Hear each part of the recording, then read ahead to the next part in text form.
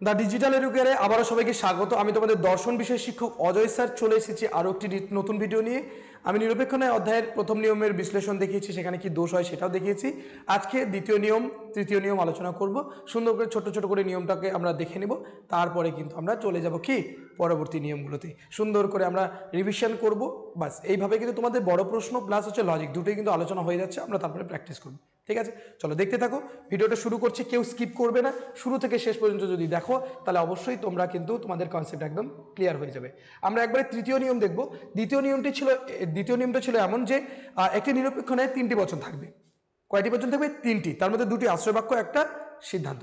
এই নিয়মের মধ্যে কোনো দোষ হয় না, কোনো রকম কোনো দোষ নেই। তো সেই জন্য সেই নিয়মটাকে জাস্ট জেনে রাখো যে দ্বিতীয় নিয়মটা হচ্ছে এটা যে একটি নিরপেক্ষ ন্যায় আমাদের তিনটি বচন থাকবে। তিনটি বচনের কমও নয় আবার বেশিও না।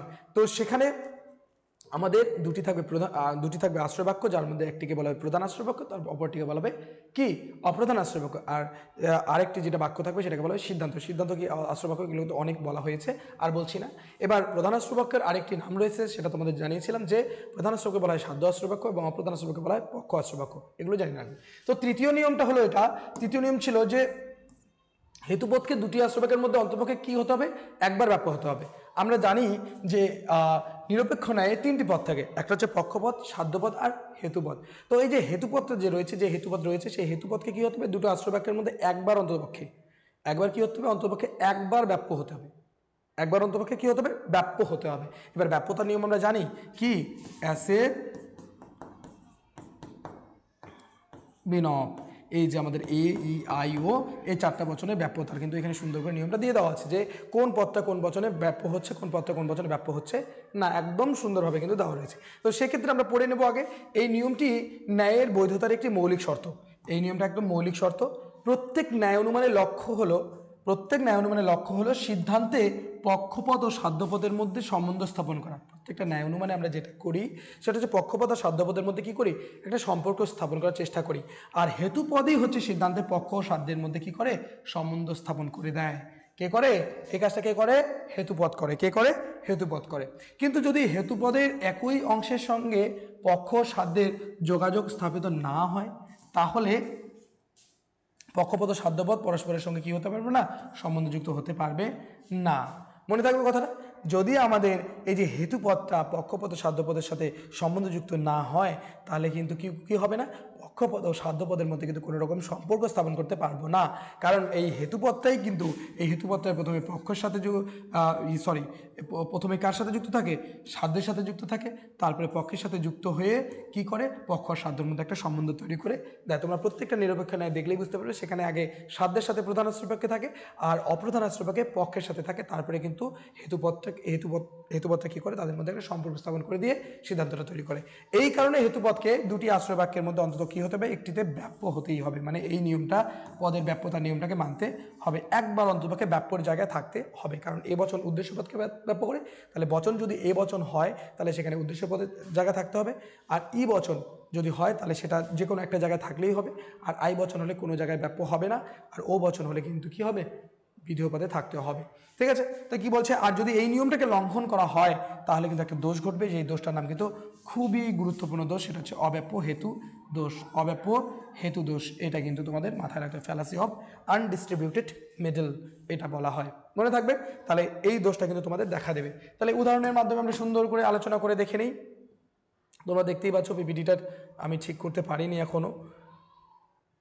দেখো, তাহলে বলছে যা চকচক করে তাই সোনা নয়। যা চকচক করে তা সোনা নয়।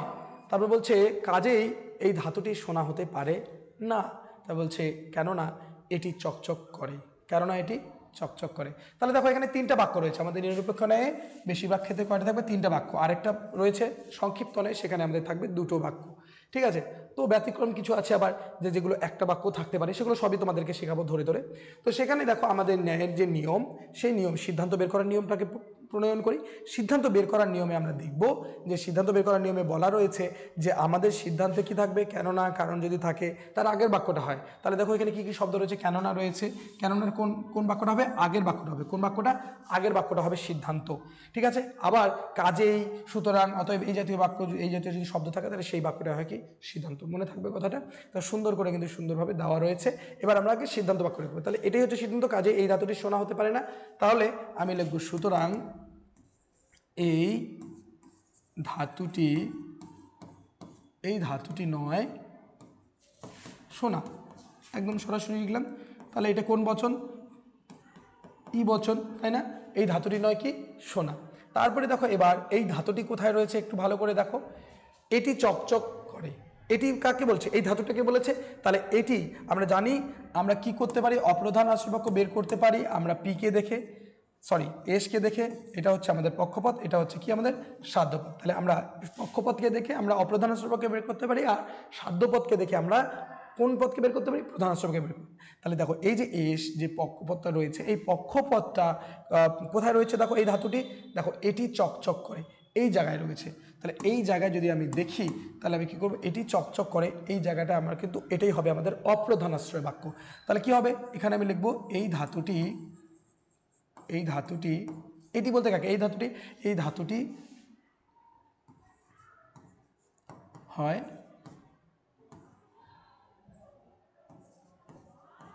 চকচকে বস্তু, তাই না। চকচক করে মানে চকচকে বস্তু, এই ধাতুটা চকচকে বস্তু। এটা কোন বচন, এ বচন। কোন বচন, এ বচন, তাই না। এটা গেল। এবারে দেখো, এবারে আমাদের আরেকটাই বাক্য রয়েছে যে না, যা চকচক করে তাই সোনা নয়। তাহলে যদি আমি দেখি তাহলে এটা যা চকচক করে তাই সোনা নয়, তার মানে কি কোনো কোনো বোঝাচ্ছে, ঠিক আছে। কোনো কোনো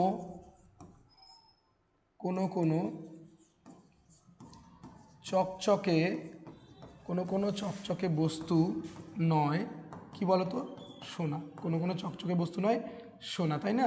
কোন বচন এটা, ও বচন। ভালো করে দেখো তো হয়ে গেল কিনা, কারণ বলেছে যা চকচকে করে তাই সোনা নয়। যত চকচকে বস্তু সবগুলো কি হবে না, সোনা হবে না। তার মানে কোনো চকচকে বস্তু নয় সোনা। তাহলে হয়ে গেল, আমাদের আদর্শ রূপ বেরিয়ে গেছে। এবার আমরা আরও দুটো রূপ বের করব। এক হচ্ছে আমাদের কি বলতো সাংকেতিক রূপ। সাংকেতিক রূপ আমাদের বের করলেও হয়, না করলে হয়, তাও বের করে নিচ্ছি। এখানে সাংকেতিক রূপ পয়েন্ট করে নিতে পারো, আবার পরীক্ষার সময় না করলেও হবে। দেখো তাহলে দেখো এখানে আমরা আগে লিখে নেব পদগুলো কি কি রয়েছে। এটা হচ্ছে এস, তাহলে এটাও এস, তাহলে এটা হচ্ছে আমাদের এম, আর এটাও হচ্ছে আমাদের কি এম, আর এটা হচ্ছে আমাদের পি। তাহলে দেখো সবগুলো পদ বেরিয়ে গেছে। তাহলে এবারে যদি আমি এখানে করি তাহলে হবে কোনো এম, কোনো এম নয় কি, এম নয় কিন্তু পি, তাই না। তারপরে হচ্ছে কি হচ্ছে, এটা এ বচন। তাহলে সকল, আমি সকল কথাটা লিখতে পারি, এখানে না লিখলেও হবে। সকল এস হয় কি এম। তারপরে কি রয়েছে, ই বচন কোনো, এটা কোনো এস নয় পি, ব্যাস। এবারে বচনগুলোকে তুমি পাশে লিখে দিতে পারো। এটা কোন বচন, এটা হচ্ছে ও বচন, এটা হচ্ছে এ বচন, এটা হচ্ছে কি বচন বলো তো, ই বচন। সুন্দর করে করা আছে।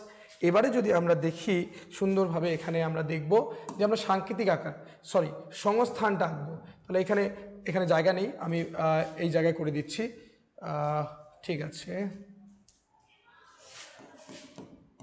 পয়েন্ট করে নাও সংস্থানিক আকার, সংস্থানিক রূপ করে পয়েন্ট করে নিয়ে সুন্দর করে সংস্থানটাকে আঁকবে। সংস্থান কি করে আঁকবে দেখো, সংস্থানটাকে আঁকতে গেলে তোমাদেরকে কিন্তু তিনটা আগে দাগ নিয়ে নিতে হবে। তিনটা দাগ নাও। এবার এটা হচ্ছে আমাদের সিদ্ধান্ত বাক্য। তাহলে এখানে থাকছে এস, এখানে থাকছে পি, তারপরে দেখো এখানে এস রয়েছে, এখানে এম রয়েছে, তারপরে এখানে কি রয়েছে, এখানে এম রয়েছে, এখানে কি রয়েছে বলো তো, এখানে রয়েছে পি। এবার এম জুড়ে দাও, তাহলে এটা হয়ে গেল আমাদের সংস্থান। তাহলে কত নম্বর সংস্থান আসলো সেটা দেখো, পাশে বচনগুলো কি রয়েছে, ও এ ই। কত নম্বর সংস্থান দেখো, এটা কি উল্টো জেড না সোজা জেড, আমরা জানি উল্টো জেড হলে প্রথম আর সোজা জেড হলে চতুর্থ। তাহলে এটা উল্টো জেড হলে এটা প্রথম সংস্থান। তাহলে এখানে 1 লিখে নাও, তাই না। এবারে আমরা সুন্দর করে এই পয়েন্টগুলো পূরণ করব। সংস্থান হচ্ছে এখানে প্রথম সংস্থান। কোন সংস্থান এসছে, প্রথম সংস্থান। তবে বিচার যদি করি, এবার এখনও আমি বিচার করিনি, দেখব বৈধ কি না অবৈধ, বিচার করব। তারপরে মূর্তি তো আমি এটাই লিখতে পারি, ও এ ই এটা লিখে দেবো। দোষ এখনো হয়েছে কিনা আমি দেখব। ঠিক আছে, তাহলে আমাদের প্রথম নিয়ম, প্রথম থেকে নিয়ম যখন তুমি পালন করা শুরু করবে তখন দেখবে প্রথম থেকে নিয়মকে অনুসরণ করবে, তবেই তুমি কিন্তু বুঝতে পারবে যে এটা বৈধ না অবৈধ। তাহলে প্রথম নিয়ম ছিল যে একটি নিরপেক্ষ ন্যায়ে তিনটি বচন থাকবে, তিনটি পদ থাকবে, তিনটা পদ দুইবার করে। দেখো তিনটা পদে আছে S S P P M M, তাই না? তিনটা পদে কতবার করে ব্যবহার হয়েছে? দুবার করে ব্যবহার হয়েছে, হয়ে গেল। তারপরে বলেছে যে আমাদের তিনটে বচন থাকবে, দেখো তিনটা বচন রয়েছে। এবার আমাদের পরবর্তী নিয়ম ছিল যে হেতুপদকে দুটি আশ্রয় বাক্যের মধ্যে একবার ব্যাপ্য হতে হবে। হেতুপদকে কি করতে হবে? দুটি আশ্রয় বাক্যের মধ্যে একবার ব্যাপ্য হতে হবে। তাহলে দুটি হেতুবাক্য কি কি? দুটি হেতুবাক্য দেখো এখানে রয়েছে, এটা একটা হেতুবাক্য, এটা একটা। তো এই দুটো হেতুবাক্যের মধ্যে হেতুপদ এখানে কি? চকচকে বস্তু। এই চকচকে বস্তুটাকে কি হতে হবে? একবার ব্যাপ্য হতেই হবে। একবার কি হতে হবে? ব্যাপ্য হতেই হবে। এবার ব্যাপ্যতার নিয়ম অনুসারে আমি জানি যে এ বচন এখানে কি বচন হচ্ছে? এ আর ও। এ বচন কি করে? এ এস, আর ও হচ্ছে পি। তার মানে এ বচন উদ্দেশ্য পদকে ব্যাপ্য করে আর ও বচন বিধেয় পদকে ব্যাপ্য করে। তাহলে এ বচনের উদ্দেশ্যের স্থানে কিন্তু নেই, আমাদের যে হেতুপদ সেটা কিন্তু উদ্দেশ্যের স্থানে নেই। তাহলে কি এখানেও অব্যপ্য রয়েছে। তারপরে ও বচন যে রয়েছে, ও বচনের বিধের স্থানে নেই, কিন্তু কোথায় রয়েছে? উদ্দেশ্যের স্থানে, সেখানেও কিন্তু ব্যাপ্য হয় নি। তাহলে আমরা দেখতে পাচ্ছি যে কি হয়েছে এখানে, যে হেতুপদ এম চকচকে বস্তু, সেই চকচকে বস্তু যে পদটা হেতুপদটা সেটা কিন্তু ব্যাপ্য হয় নি, একবারও ব্যাপ্য হয়নি। আর আমাদের নিয়ম কি? যে হেতুপদকে একটিবার দুটো আশ্রয় বাক্যের মধ্যে, প্রধান আশ্রয় বাক্য বা অপ্রধান আশ্রয় বাক্যের মধ্যে, দুটি আশ্রয় বাক্যের মধ্যে অন্ততপক্ষে একবার ব্যাপ্য হতে হবে। কয়বার ব্যাপ্য হতে হবে? অন্ততপক্ষে একবার। যদি ব্যাপ্য না হয় তাহলেই আমাদের দোষ হয়ে যাবে। দেখো এখানে ব্যাপ্য হয়নি, তাহলে এখানে কি দোষ হয়েছে? অব্যাপ্য হেতু দোষ। তাহলে এখানে কি বিচারে আমি লিখব, বিচারে আমাকে সুন্দর করে লিখতে হবে অবৈধ। কি লিখব? অবৈধ। ঠিক আছে, আর এখানে দোষ লিখব অব্যাপ্য হেতু দোষ। কি লিখবো? অব্যাপ্য হেতু দোষ। সুন্দর করে লিখে নাও, তাহলে তোমাদের উত্তর হয়ে গেল। এবার ব্যাখ্যা দেবো। ব্যাখ্যাতে সেই সেম একই ধরনের লাইন লেখা শুরু করবে। উপরোক্ত নিরপেক্ষ ন্যায়টিতে বৈধ নিরপেক্ষ ন্যায়ের সবকটি নিয়ম যথাযথভাবে পালন করা হয়নি। ঠিক আছে, এখানে একটি বিশেষ নিয়ম কি করা হচ্ছে? লঙ্ঘন করা হয়েছে। নিয়মটি কি? দুটি আশ্রয় বাক্যের মধ্যে হেতুপদকে কি করতে হবে? অন্ততপক্ষে একবার ব্যাপ্য হতে হবে। কিন্তু উক্ত ন্যায়টিতে হেতুপদ দুটি আশ্রয় বাক্যের মধ্যে একবারও ব্যাপ্য হয়নি, কেননা হেতুপদটি প্রধান আশ্রয় বাক্যে ও বচনে রয়েছে। প্রধান আশ্রয় বাক্যে কোন বচনে রয়েছে? ও বচনে। আর সেখানে বচনের উদ্দেশ্যের স্থানে হেতুপদটা রয়েছে। আর অপ্রধান আশ্রয় বাক্যে এ বচনের কোথায় রয়েছে? বিধেয়ের স্থানে রয়েছে। তার জন্য কি হয়েছে? অব্যাপ্য হয়েছে। তাই যুক্তিটি অবৈধ। আর এখানে যে দোষ ঘটেছে সেটা কি? অব্যাপ্য হেতু দোষ। আশা করি তোমরা খুব সুন্দরভাবে বুঝতে পারলে। না বুঝতে পারলে কমেন্ট করবে, আমি আবার ভিডিও দেবো, কোনো অসুবিধা নেই। হাজার হাজার ভিডিও তোমাদের জন্য আমি রেডি করব। তোমাদের জন্য, তোমাদের ভালো প্রস্তুতির জন্য আমি অলওয়েজ রয়েছি। বাস এই যে আমাদের একটা নিয়ম আর একটা নিয়ম হয়ে গেল, সুন্দর করে তোমরা বুঝে গেলে। আর সুন্দর করে অব্যাপ্য হেতু দোষও একটা টিকা হয় সুন্দরভাবে, সেই টিকাটা যাতে তোমরা অ্যাটেন্ড করতে পারো, যারা লজিক করবে না সেটাও তোমাদের কাজের হবে। ঠিক আছে, তাহলে থ্যাংক ইউ সো মাচ ভিডিওটাকে শুরু থেকে শেষ পর্যন্ত দেখার জন্য। অপেক্ষায় থাকো নতুন ভিডিওর জন্য। দেখা হচ্ছে নতুন আরেকটি ভিডিওতে। আর অবশ্যই লাইক কমেন্ট শেয়ার করতে ভুলবে না। এরপরে অনেক কিছু রয়েছে যেগুলো তোমাদের জন্য রেডি করতে চলেছি। ঠিক আছে, থ্যাংক ইউ সো মাচ।